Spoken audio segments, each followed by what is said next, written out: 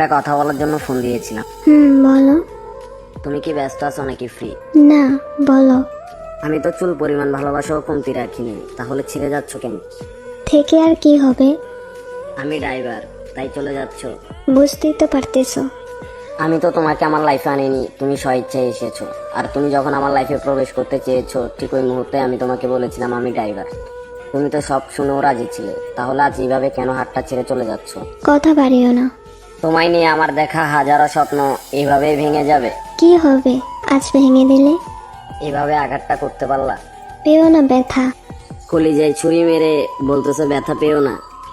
আসলে আমার সবচেয়ে বড় ভুল কি ছিল জানো? তোমাকে আমার নিজের চেয়েও বেশি ভালোবাসা। বুঝবে একদিন, সময় হলে। বুঝে গেছি, ড্রাইভারদের ভালোবাসা কখনো পূর্ণতা পায় না। একদিন খুব আফসোস করবা প্রিয়। বলতে পারবো না আমি। আমি এখনো বলতেছি, প্লিজ এভাবে হাতটা ছেড়ে যেও না। সফলতা একদিন আমিও আনবো, সময় আমারও ভালো হবে। কষ্ট পেও না। জীবনটা আমার রাতের মতো অন্ধকার হয়ে যাবে। আলো আবার আসবে।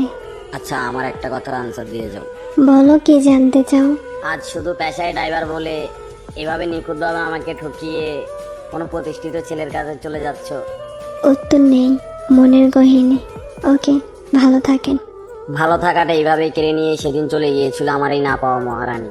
সে যেদিন চলে গিয়েছিল সেদিন থেকে মরে গেছে আমার সব স্বপ্নগুলো, মরে গেছে ভালোবাসা, মরে গেছে বেঁচে থাকার ইচ্ছা।